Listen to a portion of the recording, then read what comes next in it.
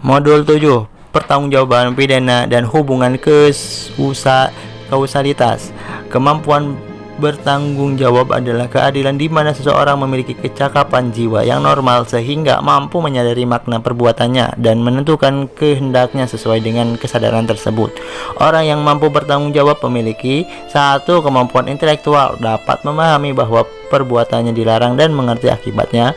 Dua, kemampuan polisional, dapat mengendalikan kehendak dan menyesuaikan perbuatannya dengan kesadaran akan hukum. Dalam hukum pidana Indonesia, seseorang tidak mampu bertanggung jawab bila pada waktu melakukan perbuatan berada dalam keadaan cacat jiwa atau bertanggung karena penyakit jiwa, sehingga tidak dapat menyadari sifat melawan hukumnya perbuatan atau tidak mampu mengadili kehendaknya.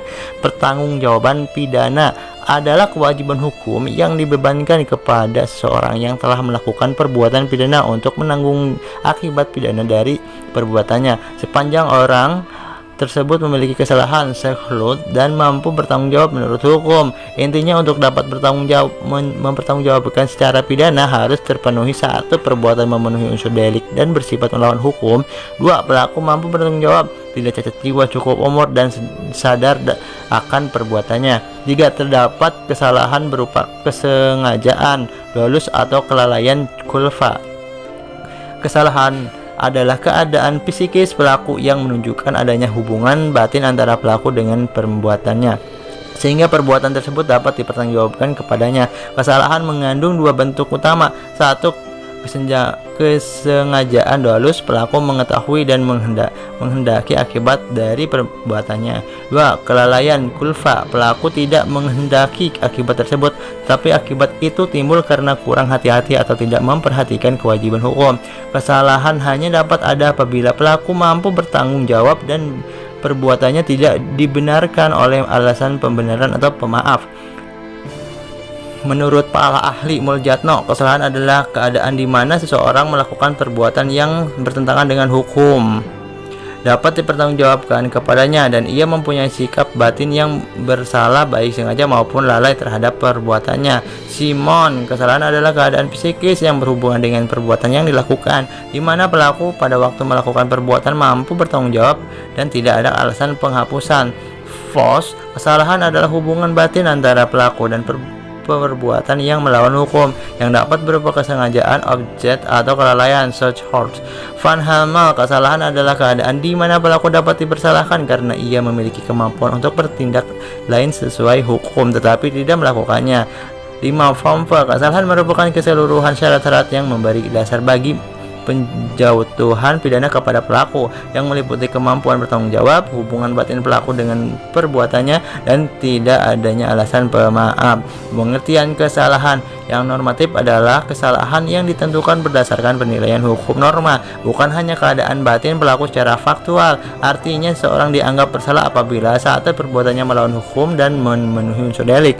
2. Pelaku mampu bertanggung jawab, tidak ketergangguan jiwa, cukup umur, dan mengerti perbuatannya. 3. Tidak ada alasan penghapusan kesalahan, misalnya daya paksa, pembelaan terpaksa, atau gangguan jiwa. Pendekatan normatif melihat kesalahan sebagai konsep hukum yang menilai apakah wajar jika pelaku dipidana, meskipun unsur batin seperti sengaja, dolus, atau lalai culpa tetap diperhitungkan.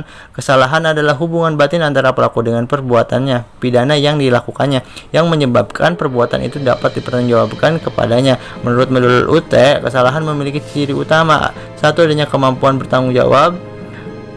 2. Sikap batin yang bersalah terhadap perbuatan yang dapat berupa kesengajaan, dolus, pelaku mengetahui dan menghendaki akibat perbuatannya. Kelalaian, kulpa, pelaku tidak menghendaki akibat tersebut tetapi akibat itu timbul karena kurang hati-hati atau lalai memenuhi kewajiban hukum. 3. Tidak ada alasan penghapusan kesalahan seperti daya paksa, gangguan jiwa, atau pembelaan terpaksa yang melampaui batas karena terpaksa. Arti kesalahan adalah dasar untuk dapat memidana seseorang yang menunjukkan adanya hubungan batin antara pelaku dan perbuatannya, sehingga perbuatan itu dapat bertanggung jawab kepada menurut hukum. Kesalahan dalam arti ini mengandung 3 unsur pokok. 1. Kemampuan bertanggung jawab. 2. Sikap batin yang bersalah. 3. Tidak adanya alasan penghapusan kesalahan. Unsur-unsur kesalahan dalam arti seluas-luasnya mencakup semua syarat yang harus dipenuhi agar seorang dapat dipersalahkan dan dijatuhkan pidana. Unsur tersebut adalah: 1. Kemampuan bertanggung jawab. Pelaku memiliki keadaan jiwa normal, cukup umur, mampu memenuhi sifat perbuatan dan dapat mengendalikannya. 2. Sikap batin yang bersalah terhadap perbuatannya. 3. Tindakan tidak ada alasan penghapusan kesalahan. Dasar pemikiran mengenai kesalahan adalah bahwa pidana hanya dapat dijatuhkan kepada orang yang bersalah, dan kesalahan itu harus dibuktikan berdasarkan syarat-syarat tertentu yang ditetapkan hukum. Pokok-pokok dasar pemikirannya meliputi: 1. Asas tindakan pidana tanpa kesalahan, Gesamtjahrscore. 2. Kesalahan sebagai asas moral dan yuridis. Secara moral, orang yang tidak bersalah tidak pantas dihukum. Secara yuridis, hukum pidana modern mengaitkan pidana dengan adanya kemampuan bertanggung jawab, sikap batin bersalah, dan tidak adanya alasan penghapusan kesalahan. 3. Pendekatan normatif. Kesalahan tidak hanya dinilai secara psikologis, fakta batin pelaku, tetapi juga normatif. 4. Fungsi pembatasan kekuasaan pidana negara. Konsep kesalahan menjadi filter agar negara tidak menjatuhkan pidana sewenang-wenang kepada orang yang sebenarnya tidak layak dipidana. Bentuk-bentuk kesalahan dibedakan menjadi 2 bentuk pokok. 1. Kesalahan dolus atau objek, yaitu sikap batin pelaku yang mengetahui dan menghendaki terjadinya akibat dari perbuatannya. Bentuk kesengajaan meliputi kesengajaan sebagai maksud objek al-alur, akibat yang dikehendaki sepenuhnya oleh pelaku. Kesengajaan dengan kesadaran pasti objek bis, pelaku mengetahui akibat pasti akan terjadi walaupun akibat itu bukan tujuan utama. Kesengajaan dengan kesadaran kemungkinan objektif bis, ini pelaku sadar akibat mungkin terjadi tetapi tetap melakukan perbuatan. 2. Kelalaian culpa, yaitu sikap batin pelaku yang tidak menghendaki akibat tersebut, namun akibat terjadi karena kurang hati-hati atau tidak memperhatikan kewajiban hukum.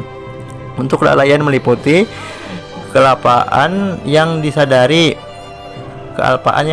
buat schedule, pelaku sadar akan kemungkinan akibat tetapi berharap akibat tidak terjadi.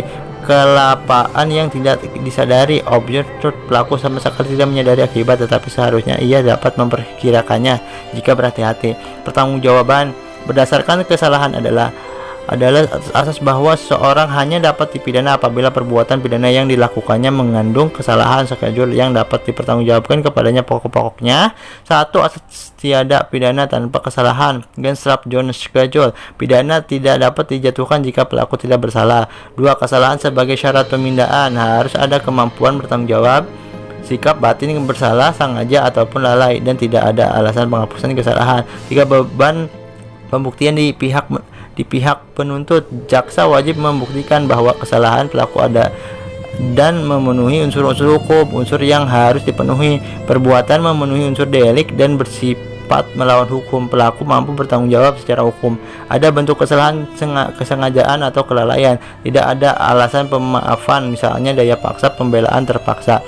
Pertanggungjawaban ketat, Strict liability, adalah bentuk pertanggungjawaban pidana di mana pelaku dapat dipidana tanpa perlu dibuktikan adanya kesalahan dalam bentuk kesengajaan dolus maupun kelalaian culpa.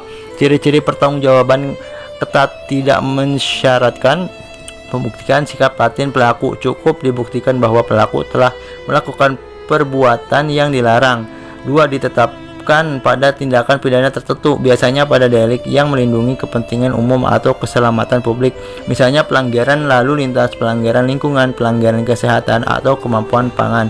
Tujuan utama primitif: mendorong kehati-hatian masyarakat dari setiap orang agar tidak melanggar aturan. Contoh: pengusaha yang menjual makanan kedaluarsa dapat dipidana meskipun ia tidak tahu bahwa produknya rusak. Pemilik kendaraan yang kendaraannya terlibat pelanggaran lalu lintas tertentu meskipun yang mengemudikan orang lain. Pertanggungjawaban pengganti, vicarious liability, adalah bentuk pertanggungjawaban pidana di mana seseorang dapat dimintai pertanggungjawaban atas perbuatan pidana yang dilakukan oleh orang lain dalam hubungan hukum tertentu. Jadi pertanggungjawaban pengganti: 1. Hubungan hukum khusus antara pelaku utama dan pihak yang bertanggung jawab, misalnya hubungan kerja, majikan atau pekerja, hubungan orang tua anak atau pemimpinan dengan bawahan. Dilakukan demi kepentingan perlindungan hukum yang lebih luas, biasanya untuk memastikan pihak yang memiliki kendali atau tanggung jawab pengawasan tidak lepas dari kewajiban. 3. Tidak selalu menuntut adanya kesalahan langsung dari pihak yang bertanggung jawab. Pertanggungjawaban muncul karena posisi atau kewajiban hukum yang diemban. Contoh, majikan dipidana atas pelanggaran yang dilakukan oleh karyawannya dalam menjalankan pekerjaan. Jika pelanggaran itu terkait langsung dengan perintah atau tugas kerja, pemilik perusahaan bertanggung jawab atas pencemaran lingkungan yang dilakukan pegawainya dalam rangka operasi perusahaan. Teori generalisasi adalah teori pertanggungjawaban pidana yang menekankan bahwa setiap orang yang melakukan perbuatan pidana dan memenuhi semua unsur delik harus dianggap bersalah serta dipidana tanpa memandang keadaan pribadi pelaku. Pokok-pokok teori generalisasi: 1. Pendekatan objektif dan umum, fokus pada pembuatan dan pemenuhan unsur-unsur delik. Semua pelaku yang sama-sama memenuhi unsur dikenai hukuman yang sama. 2. Kepastian hukum, diutamakan memberikan pelaku yang seragam kepada semua orang. 3. Kurang memperhatikan faktor individual, motif, latar belakang, dan kondisi khusus pelaku tidak menjadi pertimbangan utama. Kelebihan, memberi kepastian hukum yang tinggi, mencegah diskriminasi dalam pemindahan.